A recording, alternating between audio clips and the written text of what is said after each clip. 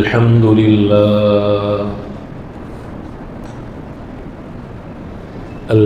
لله وكفى وسلام على عباده الذين اصطفى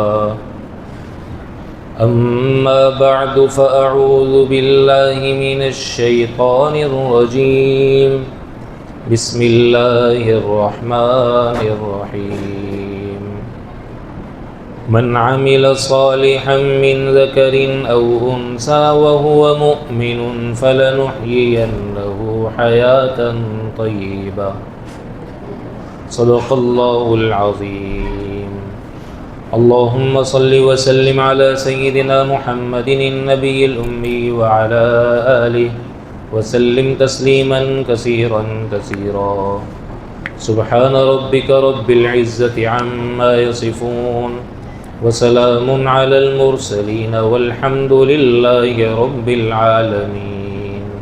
میرے محترم دوستوں اور بزرگوں، اس دنیا میں ہر انسان ایک خوشگوار، خوبصورت اور ٹینشن فری زندگی چاہتا ہے۔ ہر شخص کی چاہت ہے کہ میری زندگی بڑی پرسکون گزرے، اور اس پرسکون زندگی کے حصول کے لیے وہ اپنی سوچ اور عقل کے ذریعے ایسے رستے کا اور ایسے اسباب کا انتخاب کرتا ہے جس میں وہ اپنی زندگی کے لیے سکون اور راحت اور اطمینان سمجھتا ہے۔ کوئی نہیں چاہتا کہ وہ اپنی زندگی میں روئے، کوئی نہیں چاہتا کہ وہ اپنی زندگی میں پریشان ہو، اور اللہ بھی نہیں چاہتا کہ اللہ اپنے بندے کو پریشان کن زندگی میں مبتلا کرے۔ پھر یہ پریشانی آخر کہاں سے جاتی ہے؟ بندہ بھی چاہ رہا ہے کہ پرسکون زندگی گزاروں، اللہ بھی چاہتا ہے کہ میں اسے پرسکون زندگی دے دوں، لیکن پھر بھی پریشانیوں میں، الجھنوں میں، تکلیفوں میں، مسائل میں، مصائب میں گھرا ہوا ہے۔ وجہ کیا ہے؟ آخر یہ پرسکون زندگی ملتی کیسے ہے؟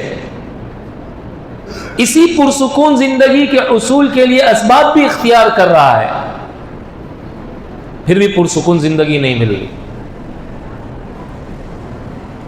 تو میرے دوستو، میرے عزیزو، قرآن کریم میں اللہ اعلان کرتا ہے اگر تو تم پرسکون زندگی چاہتے ہو نا تو میرا اعلان سنو، من عمل صالحا من ذکر او انثى وهو مؤمن فلنحيينه حیاة طیبہ۔ میں اعلان کرتا ہوں اس شخص کو پرسکون زندگی دینے کا، چاہے وہ مرد ہو چاہے عورت ہو، بشرطے کہ وہ ایمان والا ہو اور زندگی کے اندر نیکی کا اہتمام کرتا ہو۔ نیکی والی زندگی کے ساتھ اللہ نے خوشگوار زندگی کو رکھا ہے۔ نیکی والی زندگی کے ساتھ زندگی میں نیکی نہ ہو، خوشگوار زندگی مل جائے، پرسکون زندگی مل جائے، پر راحت زندگی مل جائے، ایسا نہیں ہو سکتا، ایسا نہیں ہو سکتا۔ زندگی میں نیکی ہے، ضرور اللہ پرسکون زندگی عطا فرمائے گا۔ زندگی میں نیکی نہیں ہے، اسباب راحت ہیں، اسباب اطمینان ہیں، اسباب خوشی ہیں، اسباب خوشگوار زندگی گزارنے کے وسائل اور اسباب کی بہتات ہے۔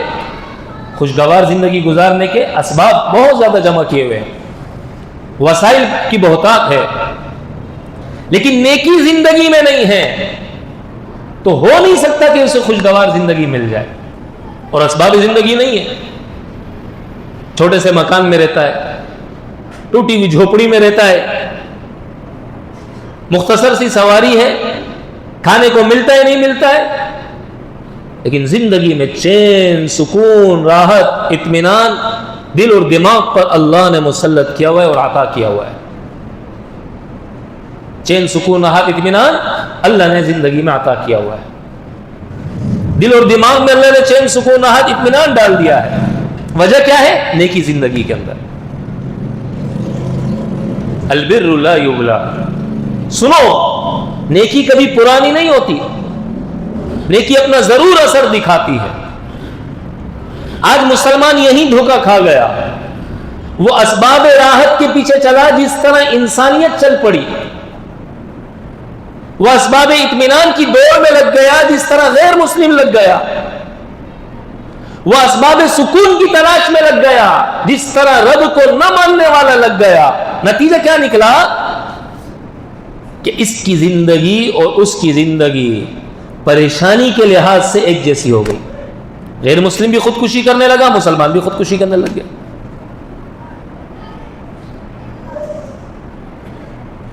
غیر مسلموں نے جو قدم اٹھائے، مسلمانوں نے بھی وہی قدم اٹھانے شروع کر دی۔ وجہ کیا بنی؟ اسباب کے پیچھے تو گیا، مسبب الاسباب کو چھوڑ گیا، اسباب کو حاصل کرنے کے پیچھے لگا، مسبب الاسباب کو بھول گیا۔ یقین جانیے میرے عزیزو، یہ اسباب راحت میں اللہ کی قسم راحت نہیں ہے جب تک کہ اللہ فیصلہ نہ کرے۔ اسباب صحت میں صحت نہیں ہے جب تک کہ میرے رب کا فیصلہ نہ ہو جائے۔ اسباب سکون میں سکون نہیں ہے جب تک کہ اللہ کا فیصلہ نہ ہو جائے۔ کہ ہم نے اپنی زندگی میں دیکھا نہیں کتنے لوگ ہیں بہترین نرم گدا ہے جسم کے نیچے، پرسکون ماحول بنانے کی کوشش کی ہوئی ہے، ٹھنڈا کمرہ ہے، لیکن ساری رات بستر پر کروٹیں بدل کے ایسے گزار رہا جیسے اس کے بستر کے نیچے آگ جلی ہوئی ہے۔ کیوں؟ اندر کی دنیا میں آگ لگی ہوئی ہے، دل کی دنیا ویران ہوئی پڑی ہے، دل کی دنیا اجڑ چکی ہے، تو اسباب سکون کے اندر سکون نہیں مل رہا۔ اور دوسرا ہے اس کے مقابلے میں اینٹ کا آدھا ٹکڑا سر کے نیچے ہے اور ریتیلی اور مٹی والی زمین ہے، ریت ہے، اس پر درخت کا سایہ ہے کہ نہیں ہے، دوپہر کی کڑکڑاتی دھوپ ہے، آرام سے سویا ہوا ہے۔ یہی چیز دیکھ کر قیصر و کسریٰ کے آئے ہوئے درباریوں نے کہا یہ تمہارا امیر المومنین ہے، اس کا نام عمر بن خطاب ہے، یہ تمہارا امیر المومنین ہے، اس نے لوگوں کے ساتھ انصاف کیا، اللہ نے اس کی زندگی میں ایسا سکون دیا کہ مزے سے سویا۔ اور دوسری طرف ہمارے بادشاہ ہیں کہ ظالم ہیں، ظلم کیا انہوں نے، رب کی نافرمانی کی، اللہ کے حکم کو توڑا، اسباب سکون، اسباب حفاظت، اسباب راحت میں اللہ نے ان کو اس باطنی دولت سے محروم کر کے رکھ دیا ہے، پھر بھی میسر نہیں ہے۔ تو میرے دوستوں، میرے عزیزوں، اللہ کا اعلان ہے فَلَنُحْيِيَنَّهُ حَيَاةً طَيِّبَةً، تو نیکی کی طرف قدم اٹھا، میں تیری زندگی کو خوشگوار بنانے کا فیصلہ کر دوں گا۔ تو نیکی کی طرف آ، میں تیری زندگی کو خوشی بھرا کر دوں گا۔ تو نیکی کی طرف آ، میں تیری زندگی کو پرسکون کر دوں گا۔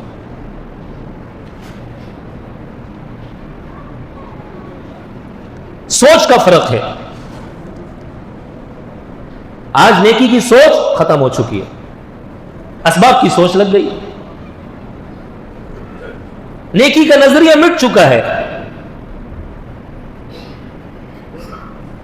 اس وجہ سے میرے دوستوں، میرے عزیزوں، یہ دنیا کی زندگی میں پریشانی آ جاتی ہے۔ اور یاد رکھیے، یہ گناہ کی نحوست ہے جس کی وجہ سے زندگی میں آگ لگی ہوئی ہے۔ ہم کیا سمجھتے ہیں؟ ہماری کیا سوچ ہے کہ نیکی اور گناہ اس کا تعلق صرف آخرت کے ساتھ ہے؟ ایسا نہیں ہے، ایسا نہیں ہے۔ یہ دنیا میں بھی اس کا اثر ہوتا ہے، دنیا میں بھی اس کا نتیجہ اللہ دکھاتا ہے، دنیا میں بھی اللہ اس کا نتیجہ دکھاتا ہے۔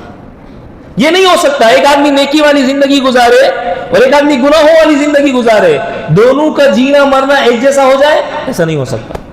ام حسب الذین اجترحوا السیئات ان نجعلهم كالذین آمنوا وعملوا الصالحات سواء محیاهم ومماتهم ساء ما يحکمون۔ اللہ کہہ رہا ہے قرآن، افمن کان مؤمنا کمن کان فاسقا لا یستوون۔ ایک آدمی نیکیوں بھری زندگی گزار رہا ہے، ایک آدمی گناہوں والی زندگی گزار رہا ہے۔ تمہاری آنکھ دیکھ رہی ہے، صبح اٹھتے ہیں تو دونوں ناشتے کے دسترخوان پر بیٹھ کر اپنے پیٹ کو بھرتے ہیں، تمہاری آنکھ دیکھ رہی ہے، دونوں کاروبار پہ جا رہے ہیں، تمہاری آنکھ دیکھ رہی ہے، رات کے وقت گھر پہ آ کے دونوں اللہ کی نعمتوں کو استعمال کر رہے ہیں. کیا ان دونوں کا جینا مرنا، ان دونوں کا باطنی دولت اور باطنی نعمتوں کا مل جانا ایک جیسا ہوگا؟ ایسا نہیں ہے. اگر تمہاری یہ سوچ ہے کہ دونوں ایک ہی انداز کی زندگی گزار رہے ہیں، دونوں کا مرنا بھی ایک جیسا ہوگا، تو بڑا غلط فیصلہ کر رہے ہو. دھوکے میں ہو، تم دھوکے میں ہو. آپ مادی چیزوں کو دیکھ لینا میرے عزیزوں. ایک آدمی اپنی زبان پہ مرچ رکھتا ہے اور وہ یہ کہے کہ مجھے بڑی مٹھاس محسوس ہو رہی ہے، تو آپ کیا کہیں گے؟ تمہارا دماغ خراب. ایک آدمی نے ہاتھ کے اندر آگ کا انگارہ پکڑا ہوا ہے اور کہہ رہے میرے دماغ میں بڑی ٹھنڈک محسوس ہو رہی ہے، آپ کیا کہیں گے؟ واقعی تمہارا دماغ ٹھنڈا ہو چکا ہے، تم پاگل ہے، بے وقوف ہو. اور ایک آدمی برف کا ٹکڑا ہاتھ پہ رکھے اور یہ کہے مجھے بڑی گرمی محسوس ہو رہی ہے، تو ہم کیا کہیں گے؟ بے وقوف آدمی. برف میں ٹھنڈک ہے، آگ میں تپش اللہ نے رکھی ہے.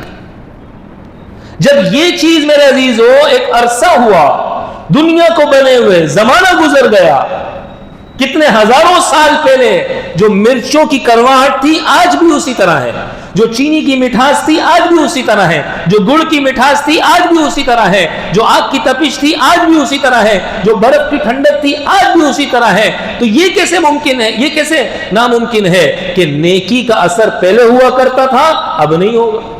یہ کیسے ممکن، یہ کیسے ہو سکتا ہے کہ نیکی کا اثر پہلے ہوتا تھا اب نہیں ہوگا، گناہ کا اثر پہلے ہوتا تھا اب نہیں ہوگا؟ جب مادی چیزوں نے اپنے اثر نہیں چھوڑے تو ان روحانی اعمال نے بھی اپنے اثر نہیں چھوڑا. ان کی بھی طاقت ہے، ان کا بھی پاور ہے، ان کا بھی پاور ہے، اور یہ دنیا میں بھی کام آتا ہے. چنانچہ آپ علیہ الصلوۃ والسلام نے فرمایا بنی اسرائیل کے 3 نوجوان تھے، تینوں جا رہے تھے، جاتے جاتے اللہ کی شان، بلکہ اس سے پہلے ایک حدیث سنی. آپ علیہ الصلوۃ والسلام نے فرمایا ایک صحابہ کو، اللہ کے نبی نے صحابہ سے فرمایا سنو، ایک شخص ہو، اس کے انتقال کا وقت قریب آئے اور اس کے 3 بھائی ہوں، وہ تینوں بھائیوں کو بلائے. ایک بھائی سے کہے، بھائیوں کو کہے کہ دیکھو بھائی میں بہت بیمار ہوں، لگتا ہے میرے انتقال کا وقت قریب آ چکا ہے، بڑا میں تکلیف میں ہوں، تم میں سے کون میری کیا مدد کر سکتا ہے، میرے کس کام آ سکتا ہے؟ ایک بھائی کہے بھائی تو فکر نہ کر، میں تجھے لے جاؤں گا ڈاکٹر کے پاس، تیرا علاج کراؤں گا، تیرے لیے راحت کا ذریعہ اور سبب بنوں گا، جہاں تجھے ضرورت پیش آئی تجھے سہارا دوں گا. کہ اچھا. دوسرا بھائی کہے تو فکر نہ کر، عمدہ سے عمدہ چیزوں کے لینے کا وقت آئے گا، دوائی کا وقت آئے گا، تیرے لیے اسباب راحت کے خریدنے کا وقت آئے گا تو میں استعمال ہوں گا، بالکل ٹینشن نہیں لینی. پھر جب تیرا انتقال ہو جائے گا تو تجھے کفن دے دوں گا، تجھے نہلا دوں گا، کفن دے دوں گا، قبرستان لے جاؤں گا، نماز جنازہ پڑھ لیں گے، تجھے دفن کر دوں گا. تیسرا بھائی کہتا ہے بالکل فکر نہ کر، میں آج بھی تیرے لیے سکون کا ذریعہ ہوں، کل ملک الموت تیرے سامنے آ کر کھڑا ہوگا، اس وقت بھی میں تیرے لیے راحت اور اطمینان کا باعث بنوں گا. اور پھر جب تو قبر میں رکھ دیا جائے گا اور سب تجھے چھوڑ کے چلے جائیں گے تو منکر نکیر کے سوالات کے وقت میں تیرے لیے مددگار بنوں گا، اور تیرے اوپر اگر اللہ کا عذاب قبر میں دائیں طرف سے آئے گا اس کو روکنے کا ذریعہ بنوں گا، بائیں طرف سے آئے گا اس کو روکنے کا ذریعہ بنوں گا، پیر کی طرف سے آئے گا اس کو روکنے کا ذریعہ بنوں گا، سر کی طرف سے آئے گا اس کو روکنے کا ذریعہ بنوں گا. اور پھر کل قیامت میں جب تو اللہ کے سامنے کھڑا ہوگا میدان حشر میں تو نیکی اور گناہ کے تولنے کا وقت آئے گا، اور وہ موقع آئے گا تو اس میں نیکیوں والے پلڑے کو جھکانے کی کوشش کروں گا اور تیرے لیے کوشش کروں گا کہ اللہ تجھے جنت میں داخل کر دے. تو اللہ کے نبی نے صحابہ سے پوچھا بتاؤ ان تینوں بھائیوں میں سے کون سا بھائی کارآمد ہے، کون سا بھائی بہترین ہے؟ ہم میں سے کوئی ہوتا تو کیا کہتا؟ یہ پہلے والے 2. صحابہ نے کہا یا رسول اللہ یہ تیسرا بھائی ہے، یہ پہلے 2 تو دنیا ہی میں فارغ، ایک رشتہ دار اور دوسرا مال، ایک رشتہ دار اور دوسرا مال. اور پھر اللہ کے نبی نے فرمایا یہ تیسرا جو بھائی ہے یہ تمہاری نیکیاں ہیں، جو آج بھی تسلی کا سامان، موت کے وقت بھی تسلی کا سبب، اور قبر میں بھی تسلی کا سامان، میدان حشر میں بھی ضرورت کے وقت کام آنے کا سامان، یہ نیکیاں ہیں۔ تو میرے دوستوں، میرے عزیزوں، نیکی بہت قیمتی دولت، بڑا قیمتی سرمایہ ہے، اور ہماری سوچ یہ ہے کہ نیکی کا تعلق صرف آخرت کے ساتھ ہے، ایسا نہیں ہے، بلکہ نیکی انسان کے دنیا میں بھی کام آتی ہے۔ فَلَنُحْيِيَنَّهُ حَيَاةً طَيِّبَةً، بہترین تمہیں زندگی اللہ نیکی کی بدولت عطا کرے۔ آپ علیہ الصلوۃ والسلام فرمایا، سنو، بنی اسرائیل کے 3 شخص تھے، نوجوان، تینوں جا رہے تھے، رات ہو گئی، ایک جگہ غار میں انہوں نے پناہ لے لی، بارش ہو رہی تھی، اچانک اس غار کے منہ پہ ایک بہت بڑا ٹیلا اور بہت بڑی چٹان آ کے گر گئی۔ اب باہر والے اندر نہیں جا سکتے، اندر والے باہر نہیں آ سکتے، اور وہ وقت تو نہیں تھا ایسا 2025 کا کہ جس میں موبائل فون ہوتے، یا اس سے پہلے کا کہ جس میں فیکس کر دیتے، میسج کر دیتے، ہم فلاں جگہ پھنس چکے ہیں، ہماری مدد کے لیے آؤ۔ اللہ کی شان، جن تینوں کے سامنے موت نظر آ رہی تھی، باہر نکلنے کا کوئی ذریعہ سبب نہیں تھا۔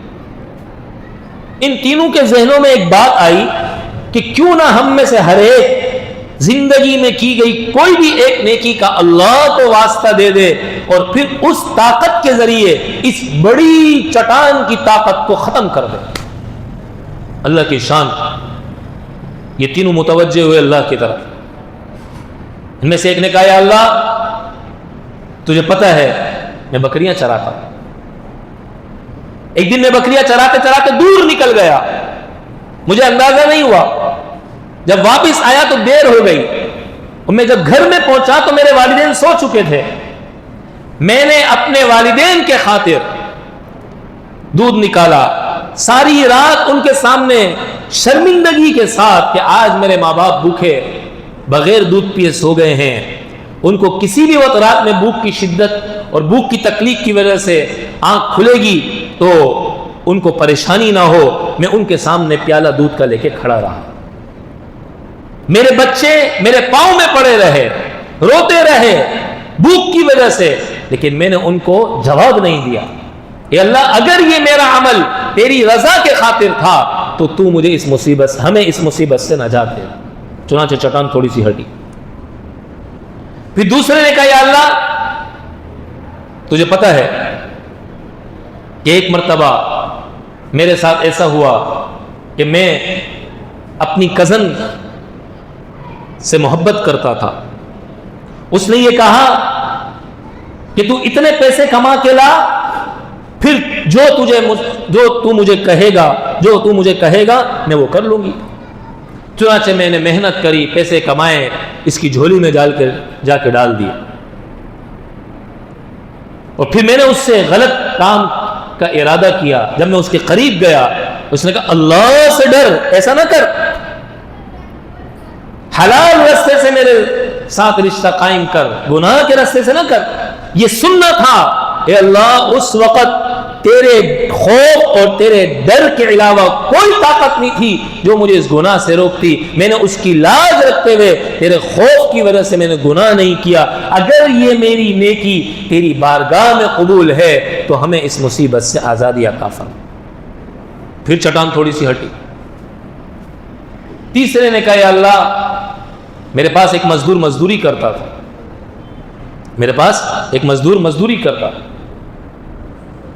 ایک دن وہ اپنی مزدوری بھول کر چلا گیا، پھر واپس نہیں آیا۔ کئی سالوں بعد پھر جب واپس آیا، میں نے اس کی مزدوری کو انویسٹ کیا، کاروبار میں لگایا، جانور خریدے، وادی بھر گئی پورے جانوروں سے۔ وہ سالوں بعد جب میرے پاس آیا اور مجھ سے اپنی مزدوری کا مطالبہ کیا، میں نے لالچ کیے بغیر اس کی مزدوری سے کمائی ہوئی ساری جانوروں سے بھری ہوئی وادی کی دولت یہ اسے دے دی۔ اس نے کہا، مذاق نہ کر، میری مزدوری دے۔ تو میں نے اس سے کہا، نہیں، یہی تیری مزدوری ہے۔ چنانچہ وہ لے کے چلا گیا۔ اے اللہ، اگر تیری بارگاہ میں میری یہ نیکی قبول ہے تو ہمیں اس مصیبت سے نجات دے۔ چنانچہ وہ چٹان پوری ہٹ گئی اور یہ تینوں باہر نکل گئے۔ تو نیکی کا اثر تھا نا۔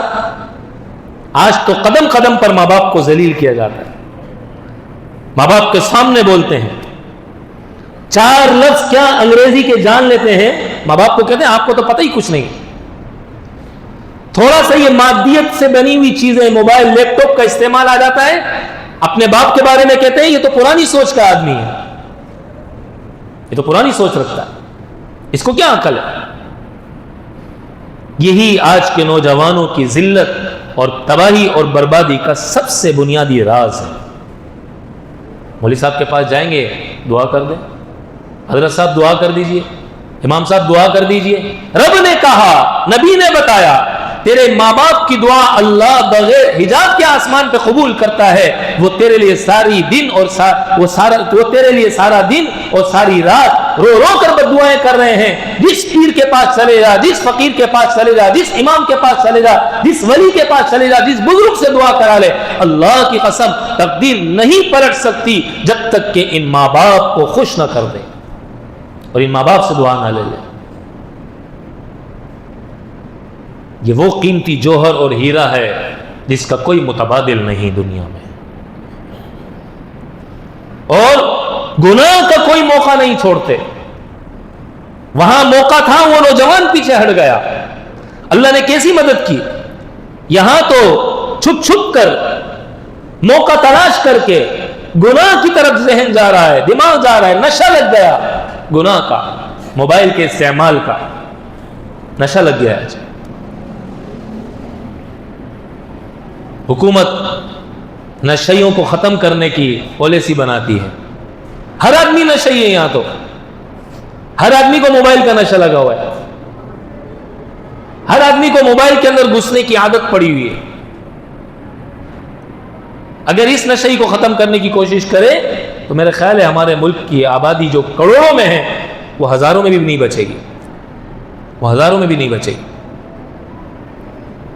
اور تیسرا وہ شخص جس نے مزدور کی مزدوری کا حق، حقدار کو اس کا حق دیا، آج کیا کوشش ہے میرے عزیزوں؟ کسی بھی طریقے سے کوئی میری چھری کے نیچے آ جائے، بس اتنی دیر میں افسوس کی بات، پھر زندگی میں گلا، رونا، پریشانیاں، دولت ہے، بیماریاں بھی ہیں، پریشانیاں بھی ہیں، مسائل بھی ہیں، مصائب بھی ہیں، یہ بے برکتی۔ یہ نہیں سوچتے یہ میرے گناہ کا اثر ہے، یہ میرے رب کی نافرمانی کی سزا ہے، یہ اللہ کے حکم توڑنے کی سزا ہے۔ صبح سے لے کر رات تک، رات سے لے کر صبح تک محنت کر رہا ہے اسباب راحت کی تلاش میں، جبکہ اسباب راحت ایک سبب راحت اختیار کر لے، اور وہ ہے اصلی اور حقیقی وہ نیکی کا سبب جس پر اللہ اعلان کرتا ہے۔ یہ اعلان اللہ کی طرف سے ہے، آپ کی حکومت پاکستان کی طرف سے نہیں ہے، زمینی حکومت کی طرف سے نہیں ہے، آسمانی حاکم کی طرف سے ہے، جو آسمان پر بیٹھا ہوا ہے، اس کی طرف سے اعلان۔ تو میرے دوستوں، میرے عزیزوں، نیکی کا اثر دنیا میں بھی ظاہر ہوتا ہے، نیکی کا فائدہ دنیا میں بھی ہوتا ہے۔ ہم یہ سوچتے ہیں نا اولاد کیوں پریشان ہے، اولاد کو کیوں تکلیف پہنچ رہی، یہ میرے گناہ کا نتیجہ ہے، یہ میری بیوی کی نافرمانی کا نتیجہ ہے، یہ میرے رب سے غفلت کا نتیجہ ہے۔ اولاد میں ظاہر ہو رہا ہے، ماں باپ میں ظاہر ہو رہا ہے، کاروبار میں ظاہر ہو رہا ہے، اپنی زندگی میں ظاہر ہو رہا ہے۔ اللہ کی طرف توجہ ہو، حلال کمائی کی طرف توجہ ہو، تو پھر ایسی چیز اللہ ضائع نہیں کرتا۔ بخاری کی روایت ہے نا، اللہ کے نبی نے فرمایا ایک شخص تھا، دوسرے سے قرضہ لیا، جب قرضہ لیا تو قرض دینے والے نے کہا تیرا کوئی کفیل ہے، ضمانت ضامین کون بنے گا؟ اس نے کہا اللہ ہمارا کفیل ہوگا۔ اس نے جب اللہ کا نام لیا نا، اس نے اس کو جتنے پیسے چاہیے تھے دے دی۔ وقت مقرر ہو گیا، اتنے دن کے بعد چاند کی فلاں تاریخ کو میں آپ کو آپ کی امانت واپس کر دوں گا۔ اللہ کی شان وہ وقت آ گیا، یہ شخص نکلا اس کو کہ میں پیسے دے دوں، لیکن معاملہ یہ تھا ایک شخص نہر کے اس طرف رہتا تھا، دوسرا اس طرف رہتا تھا۔ اب دونوں کے درمیان میں اتنا بڑا فاصلہ تھا کہ کشتی کے بغیر اس جگہ پہنچ نہیں سکتے تھے۔ یہ شام تک انتظار کرتا رہا کوئی کشتی ملے، میں اس پر سوار ہوں اور میں نے جو اس سے وعدہ کیا ہے اس کی امانت اسے واپس کروں۔ اللہ کی شان، شام ہو گئی، سواری کا بندوبست ہی نہیں ہو سکا۔ इसने अल्लाह का नाम लिया, एक थैली के अंदर ये अशरफियाँ दीनार दिरहम रखे और एक ख़त लिखा और उसको बंद कर दिया, और एक लकड़ी ली उसके ऊपर इसको बांध दिया और उसको अच्छी तरह लकड़ी को बांध दिया। लकड़ी का मामला ऐसा है कि वो पानी में डूबती नहीं है, फिर उसे पानी में फेंक दिया। जब पानी में फेंका तो अल्लाह की शान, दूसरी तरफ वो बंदा इंतजार कर रहा था। जब शाम हुई, इन्हें क्या वो आया नहीं, हो सकता है कोई परेशानी हो गई हो, कोई मशगूलियत हो गई हो, तो जाते जाते उसने देखा कि इस पानी में एक लकड़ी आ रही है। उसने उसको उठा लिया, कहा चलो कम से कम घर में चूल्हा जलाने की काम आ जाएगी। घर ले गया, उसको जैसे ही खोला तो उसमें एक थैली थी। उस थैली को निकाला, उसमें खत था और उतने ही पैसे थे जितने इसने दिए थे। देने वाले ने अल्लाह 2 रकात पढ़ी, अल्लाह से दुआ की, अल्लाह मैं इतना कर सकता था, तू ये अमानत उस तक पहुंचा दे। अल्लाह की शान उसके हाथ में भी आ गई। हलाल का माल था, जाया नहीं होता। आज माल को बचाने के लिए कितने चौकीदारों का बंदोबस्त करते हैं, फिर भी बीमारी माल ले जाती है, कोई परेशानी माल ले जाती है, कोई तकलीफ माल ले जाती है, कोई हालात माल ले जाते हैं। कितने का रख लेंगे, क्या कर लेंगे। अगले दिन इसको किश्ती मिली, ये किश्ती पे सवार हुआ, उतने ही पैसे लिए और चला गया उसके पास। मुलाकात हो गई दोनों। इसने कहा यार कल मैं सारा दिन नहर के किनारे उस तरफ खड़ा रहा, सवारी का बंदोबस्त नहीं हो सका, तो मैंने एक लकड़ी पे इस तरीके से पैसे बांधे थैली में डाल के, पता नहीं तुम्हें मिले कि नहीं मिले, ये तुम्हारी अमानत, ये मैं लेकर आया हूँ वापस। उसने कहा नहीं मुझे मिल गए। कहा वल्लाह तुम्हें मिल गए? कहा मुझे मिल गए, मुझे जरूरत नहीं है। मैंने कहा यार मैं जो कर सकता था वो मैंने किया और फिर मैंने अल्लाह पर छोड़ दिया, और आज मैंने कोशिश की तो आज अल्हम्दुलिल्लाह मुझे मेरा बंदोबस्त हो गया, तो मैं तुम तक पहुंच गया। और हमारी कोशिश क्या होती है, किसी भी तरीके से दूसरे की राहत का मैं फायदा उठा लूं, दूसरे के असबाब राहत मेरे पास आ जाए, दूसरे का असबाब सुकून मेरे पास आ जाए।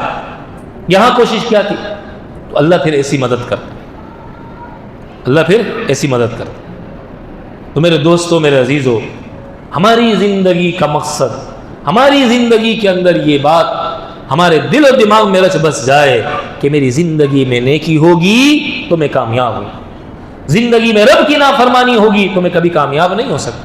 अब्दुल्लाह इब्न मुबारक रहमतुल्लाह अलैह, बड़े अल्लाह वाले बुजुर्ग, बहुत बड़े आदमी, फरमाते हैं हमारे जमाने में कहत हो गया, लोग सारे मैदान में जमा हो गए, अल्लाह से मांग रहे बारिश के लिए, बारिश नहीं हो रही। इतने में मैं आगे पीछे मैंने देखा, मैं जा रहा था, एक बूढ़ा, मैंने देखा एक शख्स, काला सियाह फाम गुलाम, नौजवान, बूढ़ा नहीं नौजवान। फरमाते इतने में मैंने देखा एक शख्स सियाह फाम गुलाम है और उसकी आंखों से आंसू निकल रहे हैं, उसने दोनों हाथ अल्लाह के दरबार में फैलाए हुए हैं और कह रहे अल्लाह, इस मजमे के अंदर बूढ़े भी हैं, जवान भी हैं, बच्चे भी हैं, मर्द भी हैं, औरतें भी हैं, अल्लाह इस मोहल्ले इस इलाके के अंदर जानवर भी हैं, तूने बारिश न दी तो ये सब हलाक हो जाएंगे, तुझे मोहम्मद सल्लल्लाहु अलैहि वसल्लम का वास्ता, ए अल्लाह आसमान से बारिश बरसा दे। फरमाया उसके आंसू निकल रहे थे, मैं देख रहा था, अभी उसने हाथ चेहरे पे फेरे नहीं थे, इतनी देर में आसमान से इतनी जोर से बारिश हुई कि हम सबके कपड़े भी गीले हो गए। फरमाते थे मैंने देखा ये शख्स है कौन, जाता किधर है, मैं इसके पीछे पीछे गया तो मैं देखा ये एक मकान के अंदर दाखिल हुआ। अगले दिन मैंने पता किया ये किसका मकान है, कौन है, क्या है, तो मुझे किसी ने बताया कि ये उस शख्स का मकान है जो शख्स गुलामों की खरीदो फरोख्त का कारोबार करता है। चुनाचे मैंने उसके पास गया, खुद तो बड़े मशहूर आदमी थे, इनकी बुजुर्गी मशहूर थी। फरमाते मैं उसके पास गया, मैंने ऐसे कहा मुझे गुलाम खरीदना है। उसने बेहतरीन बेहतरीन गुलाम मुझे दिखाया, कहा ये ले लो, कहा ये ले लो, कहा ये ले लो। मैंने सबका इनकार किया। मैंने कहा और कोई गुलाम है इसके अलावा? कहा एक है। कहा वो क्यों नहीं दिखाते, वो लाओ। कहा वो बिल्कुल शक्ल सूरत से भी काला है, किसी काम का नहीं है, बस बैठा रहता है, नमाजें पढ़ेगा, ये करेगा वो करेगा, इतना नादान सा है, तुम्हारे किसी काम का नहीं। ये ताकतवर भी है, ये होशियार भी है, ये समझदार भी है, सबकी तारीफें करें। कहा उसको दिखाओ। जब उसे दिखाया तो अब्दुल्ला बिन मुबारक पहचान गए। फरमाया मुझे यही गुलाम खरीदना है, क्या कीमत है इसकी? कहा इतनी कीमत है। फरमाते मैंने उसको ऊपर पैसे दिए और मैंने उसे खरीद लिया। खरीद के जब मैं ले जाने लगा तो रास्ते में मेरा गुलाम मुझसे पूछता है, मेरे आका आपने मुझे क्यों खरीदा? میرے آقا آپ نے مجھے کیوں خریدا؟ تو عبداللہ بن مبارک فرماتے ہیں کہ میں نے اس سے کہا میں نے تجھے اس لیے خریدا کہ کل میں نے تجھے دیکھا، تیرے رونے کی بدولت اللہ بھی آسمان سے بارش برسایا، تیرے رونے کی بدولت اللہ نے بھی آسمان سے بارش کو برسایا اور آسمان کو رلا دیا تیرے رونے نے، تیرے چہرے پہ آنسو کیا گرے کہ ادھر سے آسمان سے بارش برسنے شروع ہو گئی۔ فرماتا ہے اچھا آپ نے مجھے اس لیے خریدا؟ میرے آقا اگر مجھے اجازت ہو تو میں 2 رکعت پڑھ لوں؟ تو عبداللہ بن مبارک نے کہا بے شک پڑھ لو۔ مسجد میں آیا، پورا عبداللہ بن مبارک کو دیکھا اور پھر آسمان کی طرف دیکھا، وہ کہنے لگا اے اللہ میری یہ نیکی جو میں آج تک کرتا رہا تجھے پتہ تھی، کسی کو پتہ نہیں تھی، اب عبداللہ بن مبارک کو پتہ چل گئی، اس نے اسی نیکی کی بنیاد پہ مجھے خریدا، آج یہ لوگوں کو پتہ چل جائے گی، میرے مولا اب تو مجھے دنیا سے اپنے پاس بلا لے۔ یہ کہہ کر اس نے جیسے ہی 2 رکعت کی نیت باندھی، فرماتے سجدے میں گیا، جب میں نے اسے ہلایا، اٹھ نہیں رہا تھا، ہلایا تو وہ ہلا نہیں اور وہ گر گیا، وہ اسی وقت اس کی روح پرواز کر گئی اور انتقال کر گئی۔ آج ہم چھوٹی سی بھی نیکی کرتے ہیں، اپنا نام لگا، میرے نام کی تختی لگنی چاہیے، چند راشن کیا دے دیتے ہیں، ویڈیو بنا لیتے ہیں، ہمارا نام آنا چاہیے۔ اب نیکی بھی اللہ کے لیے نہیں رہی، نیکی بھی اللہ کے لیے نہیں رہی۔ ابو مسلم خولانی رحمۃ اللہ علیہ بہت بڑے اللہ والے بزرگ، حضرت معاویہ رضی اللہ تعالیٰ عنہ کے زمانے میں قحط پڑ گیا، ابو مسلم خولانی نے کہا، حضرت معاویہ نے کہا ابو مسلم خولانی سے آپ دعا کیجئے، انہوں نے دعا کی، آسمان سے بارش برس گئی، لوگوں کو پتہ چلنے لگا، لوگ آ کر ان کی عزت احترام کرنے لگے، ملاقاتیں کرنے لگے۔ ابو مسلم خولانی اتنے پریشان ہوئے کہ میری بزرگی کا پتہ کیسے چل گیا۔ آج تو بیت اللہ کا طواف کرتے ہیں نا، ویڈیو بناتے ہیں، نبی علیہ الصلوۃ والسلام کے روزے پہ آ رہے ہیں، ویڈیو بنا رہے ہیں، اللہ کے نبی کی مسجد میں بیٹھے ہوئے تصویر بنا رہے، پکچر بنا رہے، ٹک ٹاک پہ ڈالیں گے، یوٹیوب پہ ڈالیں گے، فیس بک پہ لگائیں گے، واٹس ایپ پہ شیئر کریں گے، پھر نیچے دیکھتے ہیں کمنٹس کتنے آئے ہیں، کتنے لوگوں نے مجھے اپریشیٹ کیا ہے، مجھے شاباش دی ہے، مجھے اچھا تصور کیا ہے۔ کوئی تھوڑی سی نیکی کی طرف کیا چلتا ہے، فوراً ویڈیو بنا کر انٹرنیٹ پہ چلا دیتا۔ میں بہت بڑا بزرگ ہوں، ابو مسلم خولانی رحمۃ اللہ علیہ اتنے پریشان ہوئے، فوراً مسجد میں گئے، 2 رکعت نماز نفل پڑھی اور اللہ سے دعا کی اللہ تو اب مجھے اپنے پاس بلا لے، مجھے دنیا میں نہیں رہنا، ان کا بھی انتقال ہو گیا۔ وہ اس قرنی رحمۃ اللہ علیہ کتنے بڑے بزرگ، اللہ کے نبی کو خط لکھا، یا رسول اللہ میری والدہ زندہ ہے، محتاج خدمت ہے، آپ کے پاس آؤں یا والدہ کی خدمت کروں؟ اللہ کے نبی نے فرمایا نہیں، ماں کی خدمت کرو۔ اللہ کی شان، اللہ کے نبی دنیا سے رخصت ہو گئے، وہ اس قرنی اللہ کے نبی کی زیارت نہیں کر سکتے۔ آپ علیہ الصلوۃ والسلام دنیا سے جاتے جاتے حضرت عمر رضی اللہ تعالیٰ عنہ کو کہہ کر گئے، حضرت علی سے کہہ کر گئے، اے عمر، اے علی سنو، ایک شخص آئے گا تمہارے زمانے میں، اس کا نام اویس ہوگا، اس کے والد کا نام عامر ہوگا، وہ مراد خاندان سے ہوگا، قرن قبیلے سے اس کا تعلق ہوگا، یمن کا رہنے والا ہوگا، تمہاری حج پہ اس سے ملاقات ہوگی، اگر تم یہ چاہتے ہو اللہ تمہاری مغفرت کر دے اور اللہ کے یہاں تمہارا رتبہ بڑھ جائے تو ضرور اس سے دعا کراؤ۔ اللہ کی شان، حضرت عمر ہر سال حج پہ جاتے اور پوچھتے یمن کے کون لوگ ہیں، قرن کے کون لوگ ہیں، ان میں قبیلہ مراد کا کوئی ہے یا نہیں ہے؟ ایک سال حضرت عمر رضی اللہ تعالیٰ عنہ کو مل گئے، حضرت عمر رضی اللہ تعالیٰ عنہ نے کہا ہمارا کیا نام ہے؟ کہا اویس۔ کہا تمہارے والد کا نام؟ کہا عامر۔ کہا کہاں کے رہنے والے ہو؟ کہا یمن کا۔ کون سے قبیلے سے؟ کہا قرن سے۔ کون سے خاندان سے؟ کہا مراد سے۔ حضرت عمر رضی اللہ تعالیٰ عنہ حضرت علی رضی اللہ تعالیٰ عنہ کے ساتھ ملاقات کے لیے گئے۔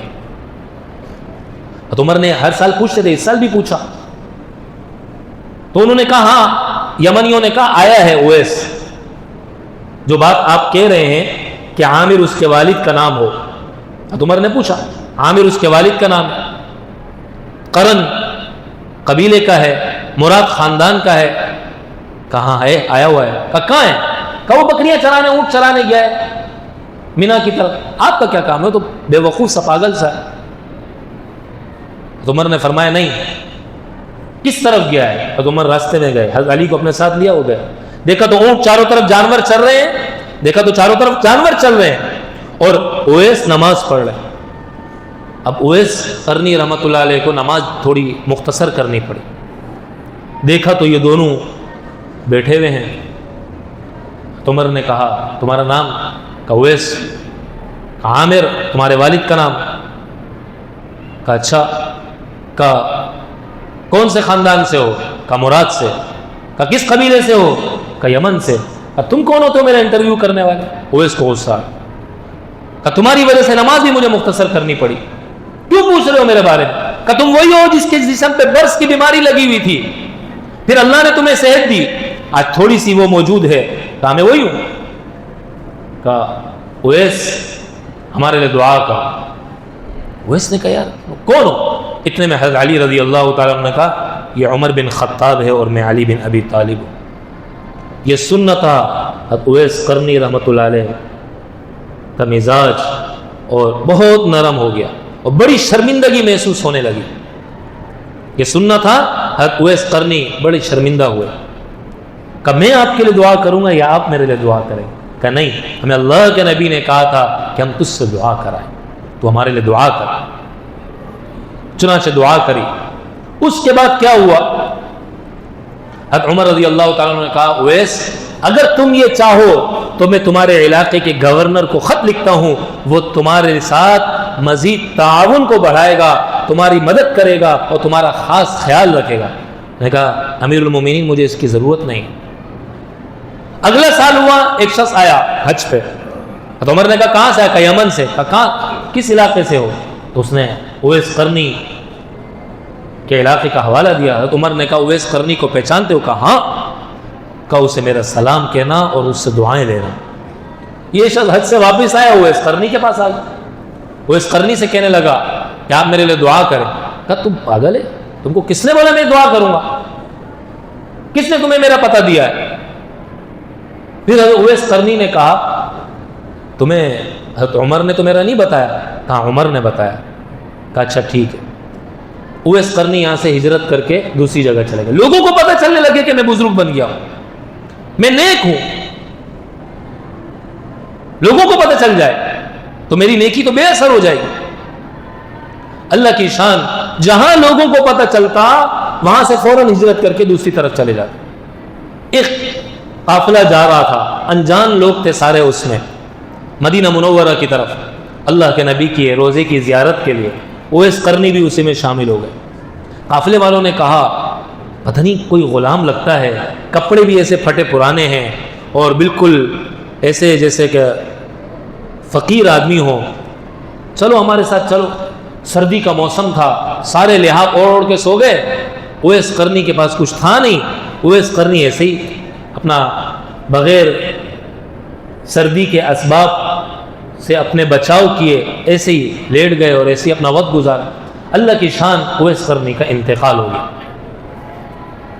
اچھا قافلے والے جب دیکھتے نا اویس قرنی کو تو کہتے کہ یار تم اتنا پریشان کیوں لگ رہے ہو؟ تم کیا اپنے آقا سے بھاگ کر آئے ہو؟ کون ہو تم؟ قافلے والے دیکھتے نا تو پوچھتے تم کون ہو؟ کہا میں غلام ہوں. کہا اتنے پریشان رکھ رہے ہو, ہر وقت تمہاری آنکھوں میں آنسو ہیں, تم کیا اپنے آقا سے بھاگ کر آئے ہو؟ میں بہت نافرمان ہوں, بس دعا کرو میرا رب میری بخشش کرو, مجھے میرا اللہ معاف کر دے. سوچ دیکھیے, مجھے میرا اللہ معاف کر دے. اللہ کی شان, اس طرح دعا کراتے. قافلے والے کہتے آپ فکر نہیں کرو, ہم تمہارے آقا سے بات کر لیں گے, تمہیں معاف کر دے گا. اویس قرنی سردی برداشت نہ کر سکے, انتقال ہو گیا. سردی کا موسم تھا, سارے لوگ لحاف اوڑھ کے سو جاتے, ان کے پاس لحاف نہیں تھا, سردی سے بچاؤ کا کوئی سامان نہیں تھا, انتقال ہو گیا. جب انتقال ہوا تو قافلے والوں نے سوچا ایک مسلمان تھا, اس کا انتقال ہو گیا, چلو اب ہم اس کے لیے کفن دفن کا, نہلانے کا, نماز جنازہ کا بندوبست کرتے. ارد گرد کہیں پہ پانی نہیں تھا. یہ پانی کی تلاش میں جیسے ہی نکلے, چند قدم ہی آگے بڑھے, پانی کا بہترین کنواں, اور ایسا کنواں کہ جس کا پانی منہ تک آیا ہوا تھا. ان کو پانی لینے کے لیے کسی ڈول کے استعمال کرنے کی ضرورت نہیں پڑنی تھی. انہوں نے یہ کیا, اس پانی کو لے لیا. پانی کو جب جمع کیا, ایک ساتھی سے کہا جاؤ تم لکڑیاں تلاش کر کے لاؤ, اسے کاٹیں, اس کو پانی کو گرم کریں. تو جب وہ لکڑیاں لے کر آیا تو پانی کو ہاتھ لگایا, ابھی لکڑیاں جلائی نہیں تھی, پانی اتنا نیم گرم تھا کہ جس کو استعمال کرنا ممکن تھا. تو یہ بڑے پریشان ہو گئے کہ پہلے پانی کہیں نظر نہیں آ رہا تھا، پھر پانی اس انداز سے مل گیا، پھر اتنے سردی اور اتنے ٹھنڈے موسم میں اتنا بہترین نیم گرم پانی ملا جس سے نہایا جا سکتا ہو. تو انہوں نے کہا یہ ہو سکتا ہے کوئی اللہ کا ولی ہوگا. اب ہر ایک کہنے لگا میں اسے غسل دے دوں، میں اسے نہلاؤں. چنانچہ قرآن ڈالا گیا. جن لوگوں کا نام آیا انہوں نے حضرت اویس قرنی رحمۃ اللہ علیہ کو غسل دیا.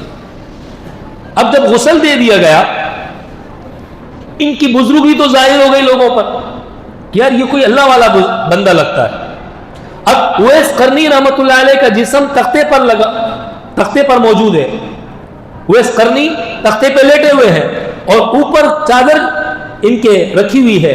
اب ہر ایک قافلے والا چاہتا ہے کہ میرے پاس جو چادر ہے اس سے ان کو کفن دیا جائے. اب اتنی چادریں تو نہیں چڑھا سکتے تھے، ہمارے زمانے کے لوگ تو نہیں تھے. اور بابا ایک اس پہ چڑھا دو، باقی خبروں کے اوپر چڑھا دینا، تم بھی خوش وہ بھی خوش، سارے خوش ہو جائے.